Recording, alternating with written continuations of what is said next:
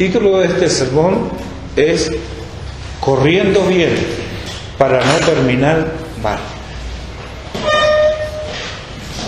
Comenzamos con Gálatas en septiembre del año pasado. Así que el próximo domingo vamos a cumplir un año con Gálatas.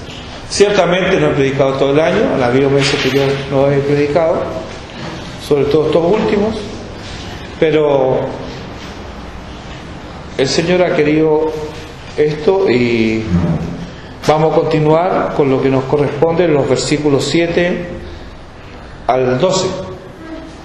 De Gálatas en total ya van un poco más de 20 sermones y en el capítulo 5 hicimos el primero, que fue la introducción en septiembre del año pasado, basado en el capítulo 5 versículo 1, y volvimos a predicar el primer domingo de junio sobre Gálatas capítulo 5 versículo 1, el segundo domingo sobre Gálatas capítulo 5 versículos 2 al 6, y hoy día vamos a continuar con los versículos 7 al 12.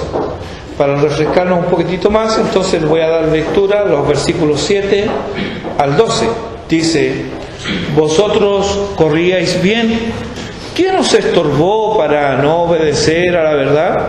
Esta persuasión no procede de aquel que os llama. Un poco de levadura leuda a toda la masa.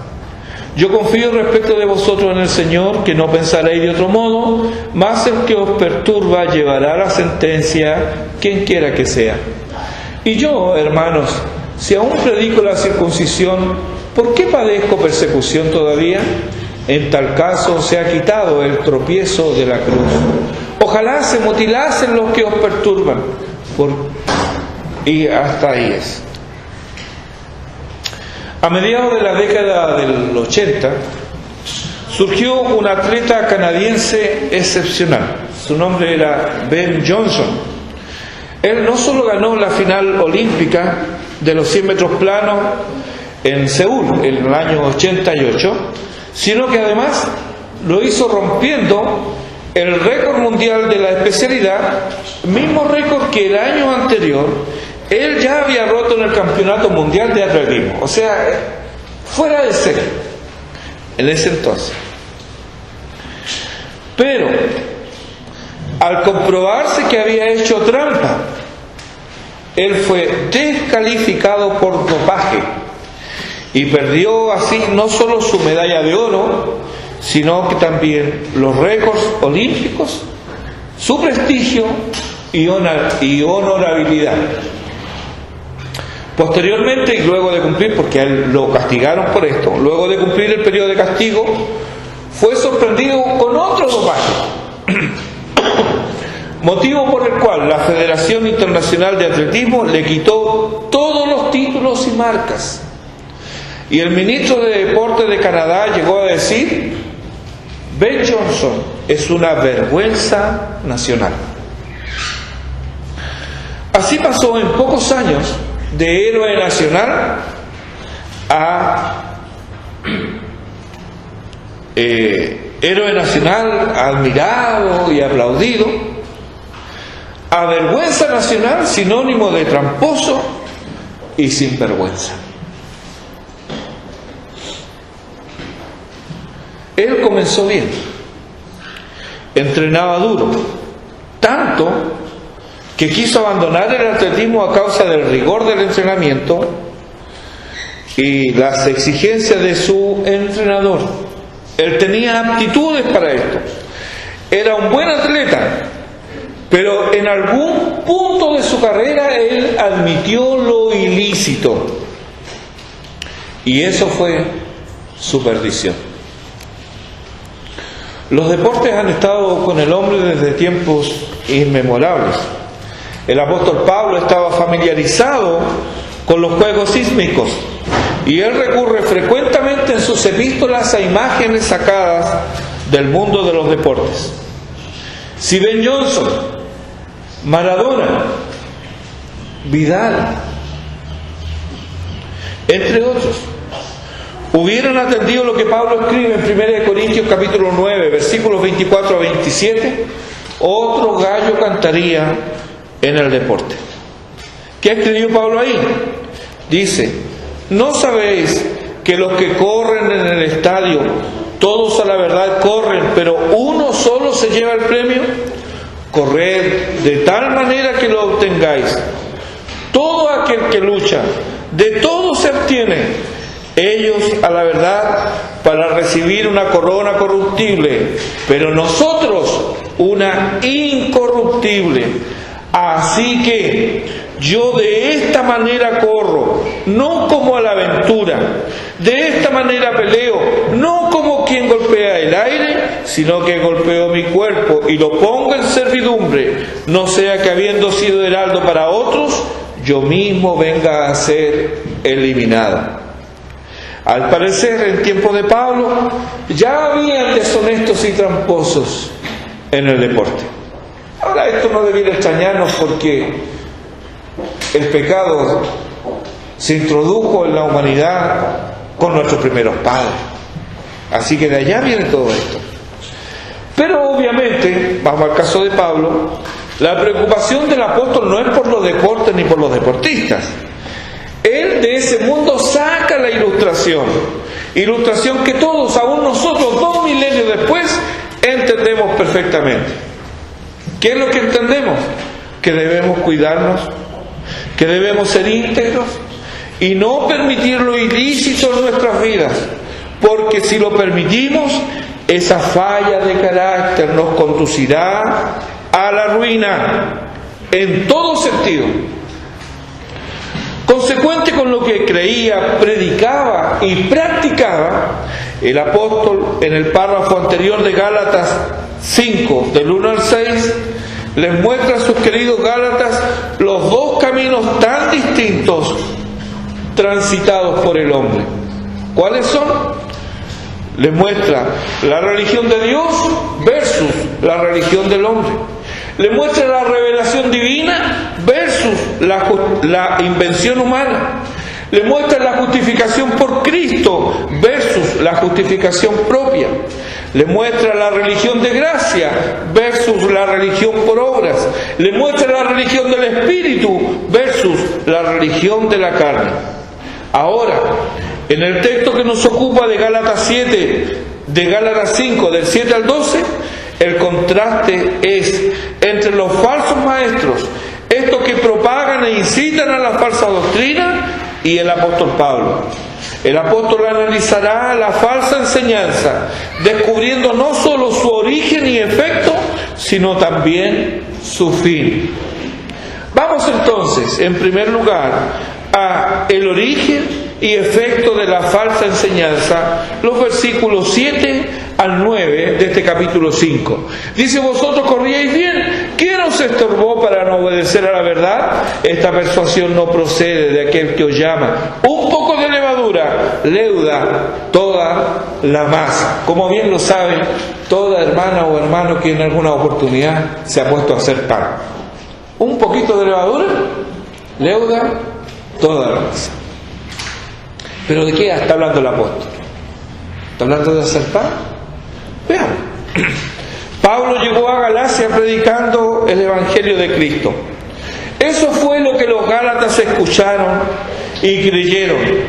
Pablo así lo reconoce al hacer el símil con el deporte. En el versículo 7, ¿cómo le dice? Vosotros corríais bien. ¿Se fija? Él toma una ilustración del mundo de los deportes y lo lleva a lo que es la vida cristiana y dice: oye, ustedes estaban corriendo bien. Vosotros corríais bien. En el versículo 6 del capítulo 1, él les dice, el apóstol Pablo les dice que está maravillado. Él está admirado, está asombrado, no porque seguían corriendo bien, manteniendo la fidelidad al Evangelio, sino por la celeridad que evidenciaban para apartarse de este Evangelio. Eso lo tenía asombrado. El mensaje que les predicó, según el capítulo 1, versículo 12, lo había recibido por revelación de Jesucristo, dice el apóstol, en el capítulo 1, versículo 12. El mensaje que él predicaba lo había recibido por revelación de Jesucristo. ¿Cómo entonces ellos se apartaban por otro camino? Es incomprensible que quienes afirman ser seguidores de Jesucristo corran por caminos distintos a los trazados por Él y encima afirman que es el mismo camino. Eso no se puede entender. Esto es hacer trampa, esto es ser deshonestos. Si alguien quiere seguir su propio camino, no diga que es el camino de Cristo. Si alguien quiere seguir su propia idea, no diga que sigue el Evangelio. Eso es ser deshonesto. En el capítulo 3, versículo 1, tal vez buscando identificar a los culpables, pregunta el apóstol: ¿quién os fascinó para no obedecer a la verdad? Algo extraño había.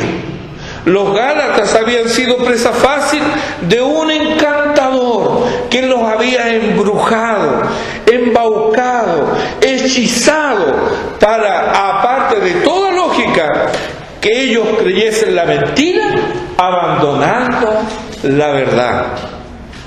¿Cómo ocurrió esto? Ellos prestaron oídos y fueron embaucados. Tal vez, y es probable, que estos engañadores les atrajeran con el magnetismo de sus personalidades atrayentes y amables. Tal vez eran buenas personas, se veían bien, y eso los atrajo, los sedujo. No es extraño, ya que estafadores y sinvergüenzas tienen un aura muchas veces de respetabilidad y de amabilidad. Así, acompañados de adoraciones y salamerías, corrompen a los incautos. Ahora, en el versículo 7 de este capítulo 5, parece repetir el interrogante que ya lo hizo en el capítulo 3, versículo 1. Porque el apóstol pregunta ahora: ¿quién os estorbó para no obedecer a la verdad? En el 3.1 pregunta: ¿quién os fascinó? ¿Quién los hechizó? Más o menos esa es la idea. Alguien los engañó a ustedes. ¿Quién fue? Pero aquí pregunta: ¿quién los estorbó? Los verbos cambian ligeramente de una pregunta a otra, pero el efecto es el mismo. ¿Cuál es el efecto? No obedecen a la verdad. ¿Dónde encontramos en la Biblia que Dios bendiga la desobediencia? ¿Acaso Él la pasa por alto? Nos damos cuenta que la desobediencia nos conduce a la rebeldía y esta a la dureza de corazón. Desobediencia, ¿qué viene? Rebeldía. ¿Qué viene? Dureza de corazón. No es algo instantáneo la dureza de corazón. Comienza por la desobediencia. Ellos, los Gálatas, se mostraban duros de entendimiento, incapaces de entender. Jesús empleó un término parecido con los discípulos de Emaús. ¿Recuerdan el pasaje? Le dice él: tardos de corazón, es decir, tardos de entendimiento, torpes, incapaces de comprender. A los Gálatas les estaban pasando gatos por liebre y ellos felices. Habían prestado oído no a la revelación divina, sino a las conjeturas humanas.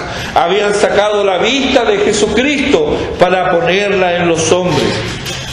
Dice Hendrickson: al prestar oído a los argumentos legalistas, los Gálatas no fueron lerdos, sino irreflexivos. No fueron ignorantes, sino insensatos. No fueron estúpidos, sino necios. Ellos estaban cambiando la verdad de Dios por la mentira de Satanás. Y este cambio no sería inocente ni sin frutos amargos, según se desprende de Romanos capítulo 1, versículos 21 y siguientes. Usted puede leer luego Romanos 1, 21 y siguiente, donde dice: cambiaron la verdad de Dios por la mentira. 3 veces en los versículos 21, 23 y 25, 3 veces cambiaron y luego 3 veces dice, por tanto Dios los entregó. En el deporte, no importa si quien desvía al deportista son otros como él, o el entrenador, o los directivos del club. No importa nada de esto, porque es culpable igual y es descalificado, es deshonrado. No puede decir, no, es que mi entrenador me lo dio, no, es que todos lo hacen, no, es que los directivos del club me lo impusieron. No, si se dio a la tentación de usar elementos ilícitos en su preparación física, es descalificado, es deshonrado. Igual cosa sucede con el Evangelio. De nada importan los títulos, la posición o la experiencia previa. La doctrina enseñada no puede contradecir la doctrina revelada, ya que jamás el Espíritu de Dios borrará con el codo lo que previamente ha escrito con su dedo. Lea Éxodo capítulo 31, 18 y dice que la ley de Dios fue escrita con el dedo de Dios. Él no va a borrar con el codo lo que escribió con su dedo. Algunos hombres lo hacen. Algunos hombres borran con el codo lo que han escrito previamente, pero Dios no cambia. Él no cambia. Tal enseñanza contradictoria no procede de arriba, no procede de Dios. Esto que también Pablo afirma en el versículo 8, esta persuasión dice, no procede de aquel que os llama. Versículo 8. No procede de Dios, porque Él nos llama por su gracia. No procede de Cristo, porque solo Él cumplió perfectamente las demandas de la ley divina. No procede del Espíritu Santo, porque Él nos revela el Evangelio de gracia. Tampoco procede de un apóstol de Jesucristo, por cuanto todo apóstol de Cristo predica el Evangelio de Cristo, no tiene revelaciones propias. ¿Quién ha sido entonces? Hermanos, este embaucador no es otro que Satanás y sus mensajeros de justicia propia. Segunda de Corintios, capítulo 11, los versículos 3 y 4, y luego los versículos 13 al 15. Dice, Segunda de Corintios 11, versículos 3 y 4, pero temo, dice el apóstol, que como la serpiente con su astucia engañó a Eva, vuestros sentidos sean de alguna manera extraviados de la sincera fidelidad a Cristo. Porque si viene alguno predicando a otro Jesús que el que os hemos predicado, o si recibís otro espíritu que el que habéis recibido, u otro evangelio que el que habéis aceptado, bien lo toleráis.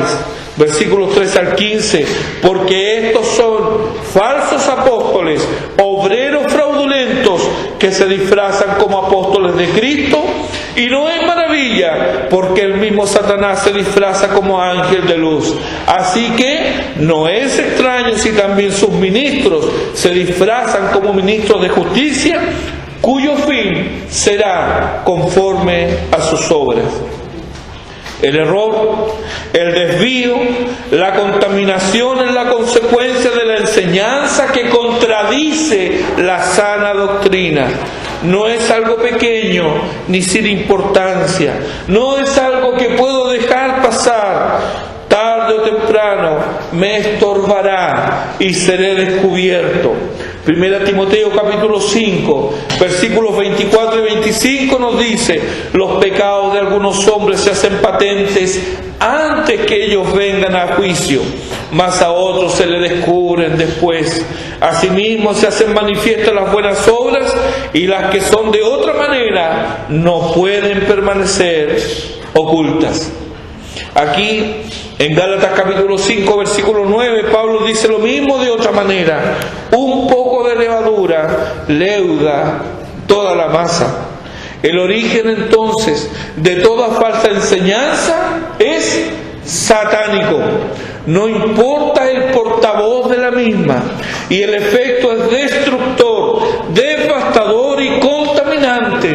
razón por la cual hay que huir de ella, denunciarla y combatirla. Veamos en segundo lugar el fin de esta enseñanza, versículos 10 al 12. Dice: yo confío respecto de vosotros en el Señor, que no pensaréis de otro modo, mas el que os perturba llevará la sentencia, quien quiera que sea. Y yo, hermanos, si aún predico la circuncisión, ¿por qué padezco persecución todavía? En tal caso se ha quitado el tropiezo de la cruz. Ojalá se mutilasen los que os perturban. A veces somos invadidos por el pesimismo. Solo tenemos ojos para ver las circunstancias que nos rodean. Somos como el criado de Eliseo, que solo veía al ejército enemigo ante sí. Y como él, clamamos al ver esto: ¡ah, Señor mío!, le dijo a Eliseo, ¿qué haremos ahora? ¿Qué haremos? Segunda Reyes 6:15. O como los discípulos en la barca, que paralizados por el miedo, solo consideraban ser asaltados por la furia del viento y el mar. ¿Qué dijeron ellos? ¡Sálvanos, que perecemos! ¿Dónde estaban puestos sus ojos? En la tormenta. Ahora, ¿es esto así? ¿Será que se perderá alguno por el cual Cristo murió? ¿Será que arrastrado por la falsa doctrina, algún escogido será abrazado por el fuego del juicio y perecerá juntamente con ella? Escuchemos la oración del Señor en Juan capítulo 17, versículos 11 y 12. Padre Santo, a los que me has dado, guárdalos en tu nombre, para que sean uno, así como nosotros. Cuando estaba con ellos en el mundo, yo los guardaba en tu nombre. A los que me diste, yo los guardé, y ninguno de ellos se perdió, sino el hijo de perdición, para que la Escritura se cumpliese. Eliseo le dijo a su criado: no tengas miedo. Pero acto seguido él ora. ¿Cómo ora Eliseo? Te ruego, oh Jehová, que abra sus ojos para que vea. ¿Dios soy yo? Y Giezi pudo ver la salvación del Señor en las huestes angelicales, como estaban rodeando y cuidando a sus escogidos. Pero él, antes de eso, que veía solo el ejército enemigo, pronto a destruirlos. Podrá zarandearse la barca, hermanos, pero no se hundirá, porque el Señor está en ella. En Isaías capítulo 59, versículo 19, tenemos una promesa para ese tiempo de adversidad. Allí está escrito: porque vendrá el enemigo como río. ¿Cuál es la imagen aquí? La imagen es de esos cursos de arroyos en el desierto, secos, pero que sin embargo allá a la distancia cayó abundante agua, y de un momento a otro eso se inunda y corre agua, pero muy correntosa, algo que pasó poco tiempo atrás aquí en ¿dónde fue? ¿El norte? En el norte fue Tocopilla. En Tocopilla. Algo que normalmente no es peligroso, pero de repente baja el agua y arrasa con todo. Esa es la imagen que nos da Isaías aquí. Dice: vendrá el enemigo como río, así, impetuoso, rugiente, va a arrasar con todo. Pero ¿qué nos dice el profeta? Mas el Espíritu de Jehová levantará bandera contra él. Esa es una promesa para estos tiempos de adversidad. Pablo estaba completamente seguro que no triunfaría el error. Él tenía la certeza que los gálatas se volverían del camino del error, que entrarían en razón, pero él no confiaba en sí mismo para esto. Tampoco confiaba en los gálatas. Su confianza está firmemente anclada en el Señor. Él los había llamado y su palabra no volvería vacía, ya que ella, la palabra de Dios, actúa, obra en los creyentes, según nos dice 1 Tesalonicenses, capítulo 2, versículo 13. El apóstol Pablo expresa esta confianza en el versículo 10 del capítulo 5 de Gálatas. Nos dice: yo confío respecto de vosotros en el Señor. ¿Hay deserción en la iglesia? Confía en el Señor. ¿Hay intromisión de falsas doctrinas? Confía en el Señor. ¿Descubriste falsos hermanos? Confía en el Señor. ¿Hay escándalo? ¿Hay manifestaciones de pecado en el seno de los redimidos? Confía en el Señor. Él ha dicho: sobre esta roca edificaré mi iglesia, y las puertas del Hades no prevalecerán contra ella. Él edifica su iglesia, Él la cuida, Él la guarda, Él murió por ella, Él la ama y no la dejará en las horas oscuras. El amor de Cristo por su iglesia no es como la amistad de los hombres, que cual sombra ante la oscuridad huye rápidamente. Él ha prometido: no te dejaré ni te desampararé. El brazo del hombre es débil, pero Dios es nuestro amparo y fortaleza, y esta confianza trae paz y sosiego al creyente. Pero al impío debe hacerle temblar, porque Dios está enojado con ellos. Cada día su arco está entesado y sus flechas traspasarán sus almas impenitentes, y ya no habrá más cura. En Gálatas 6:5 nos advierte: Dios no puede ser burlado, pues todo lo que el hombre sembrare, eso también segará. Oseas capítulo 8 versículo 7 afirma: sembraron vientos, cosecharán torbellino. La sentencia ya se ha promulgado sobre los perturbadores. El versículo 10 nos dice: mas el que os perturba llevará la sentencia, quien quiera que sea. Hebreos 10:31 nos dice: horrenda cosa es caer en las manos del Dios vivo. Lenguaje parecido usa el apóstol en el versículo 12: ojalá se mutilasen los que os perturban. Son expresiones chocantes a nuestros oídos, pero necesarias para que no corramos con ligereza la carrera que tenemos por delante. Hay maldición para los tramposos y desobedientes. Ellos, los falsos maestros, acusaban a Pablo de enseñar la circuncisión. Después de todo, decían ellos, ¿no fue el mismo Pablo quien consintió en circuncidar a Timoteo? Eso lo encontramos en Hechos 16:3. Así obran estos falsos hermanos, toman retazos de verdad para vestir sus mentiras. Con esto dan evidencia de quién son simiente. Así también lo hicieron con el Hijo de Dios. Veamos Mateo capítulo 27, versículo 40.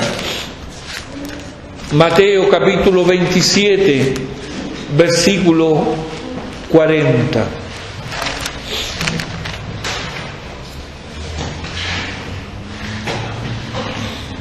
Dice, diciendo: tú que derribas el templo y en 3 días lo reedificas, sálvate a ti mismo. Esto decían cuando Él estaba en la cruz. Los que pasaban, el versículo antes, el 39 dice: y los que pasaban le injuriaban meneando la cabeza y diciendo: tú que derribas el templo y en 3 días lo reedificas, sálvate a ti mismo. Vaya al capítulo 26, los versículos 60 y 61. 60 y 61 dijeron: Vamos a leer del 59. Y los principales sacerdotes, los ancianos y todo el concilio buscaban falso testimonio contra Jesús para entregarle a la muerte. Y no lo hallaron, aunque muchos testigos falsos se presentaban. Pero al fin vinieron 2 testigos falsos. ¿Qué dijeron? ¿Qué dijeron estos testigos falsos?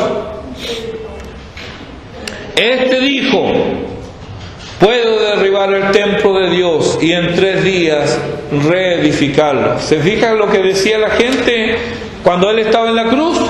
¿Qué era lo que decía? Tú que derribas el templo y en 3 días lo reedificas, sálvate a ti mismo. Estaban repitiendo lo mismo.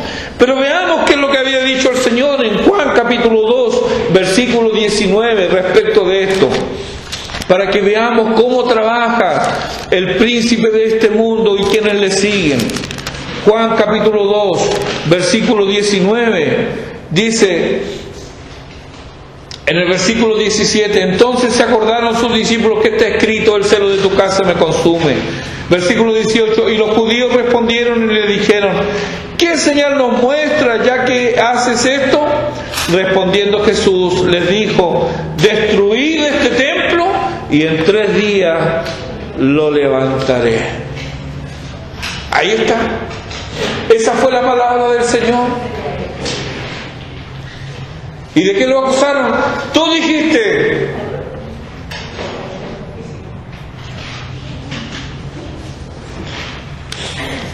Nuestro Señor, camino al Calvario, lo anticipó.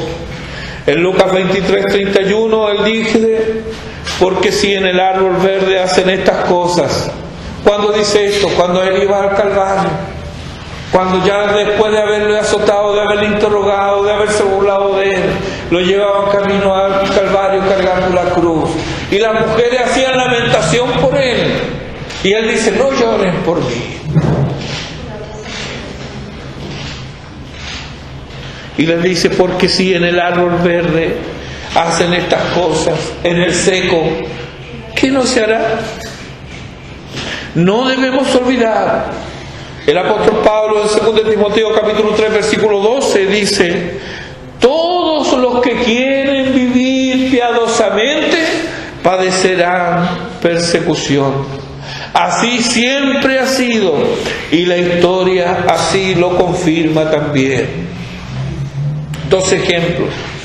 Uno de los que persiguió la Inquisición fue Casiodoro de Reina. ¿Quién es Casiodoro de Reina? El primero que tradujo la Biblia a nuestro idioma, en 1569. La Inquisición lo persiguió. Este huyó de España, él estaba en Sevilla, y huyó de España para refugiarse en Inglaterra, luego de haber tenido una breve estancia en Ginebra. De España va a Ginebra, de Ginebra huye a Inglaterra. Pero no contento con esto, los enviados del Papa le calumnian ante la reina Isabel. ¿Y de qué lo acusan? Lo acusan de sodomía. Razón por la cual él debió huir a Amberes, donde él pasó serios problemas económicos, hambre y dificultades, porque él estaba embarcado en un proyecto. ¿Cuál era ese?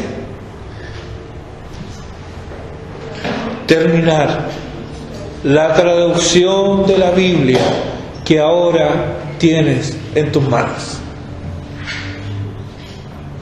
Esa Biblia que tienes en tus manos fue traducida por primera vez por un hombre que tuvo que huir por la intolerancia, por el fanatismo y por la superstición religiosa del catolicismo romano. Y luego tuvo que otra vez huir por la calumnia infame que pesó sobre su vida. Y pasar hambre para que tú y yo tengamos la palabra de Dios en nuestro idioma. Esto no es gratis. Debes apreciarlo.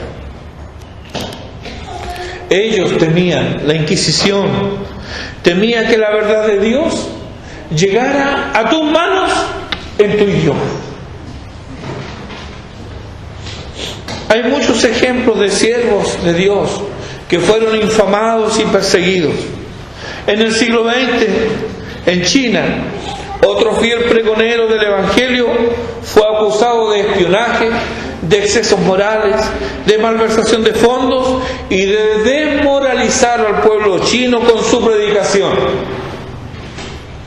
Fue puesto en prisión en 1932 y murió en una celda en 1979.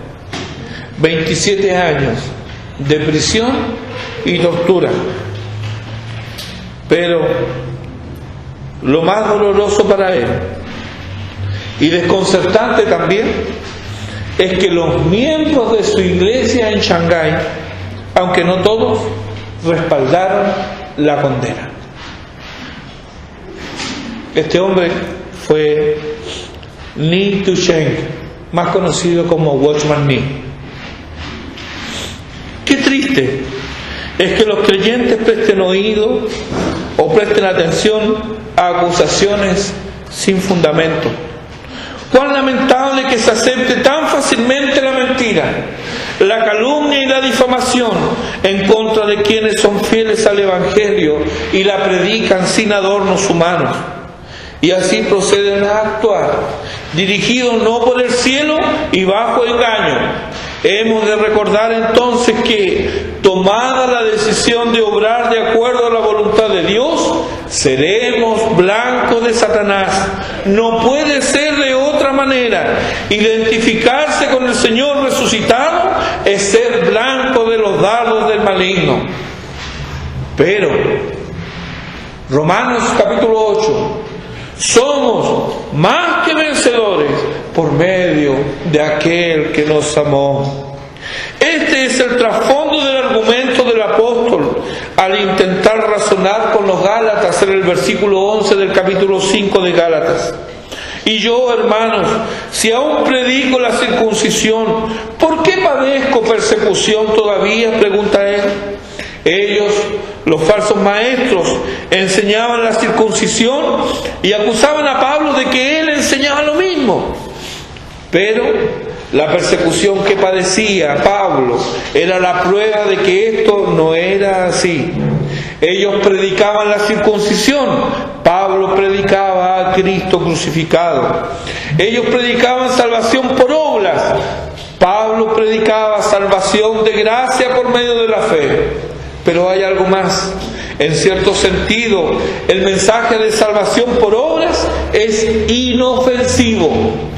No ofende al hombre, agrada al oído, adula al pecador y alimenta el orgullo humano. No es así con el mensaje de la cruz. El Evangelio es ofensivo al oído del justo. Le ofende, lo irrita porque hiere su orgullo. La predicación de la circuncisión tiene muchos adeptos. Son muchos los que se ponen bajo el yugo de haz esto y aquello. Y ellos mismos se inventan y añaden nuevos yugos. Se vuelven rígidos e implacables. No conocen la misericordia. Son necios, autosatisfechos y autosuficientes. Para quienes Cristo y su Evangelio es un adorno más a sus prácticas, ritos y formas.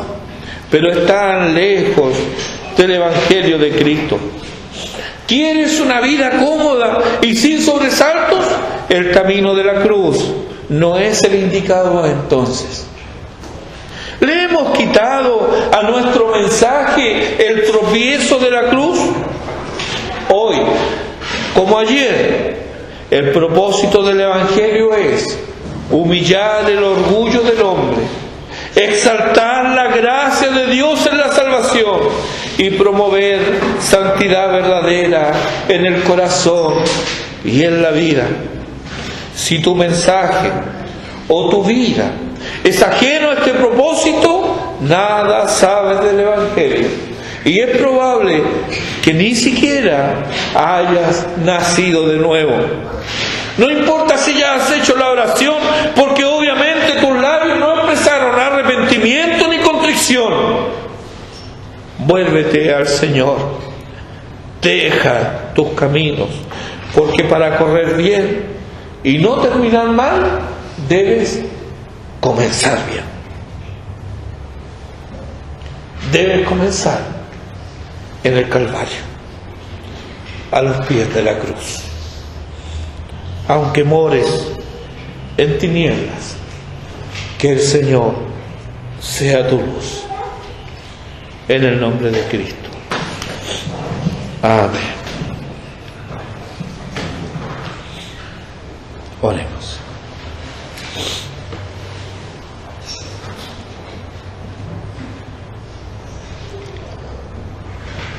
Padre Celestial, gracias, Señor, por el mensaje de tu palabra.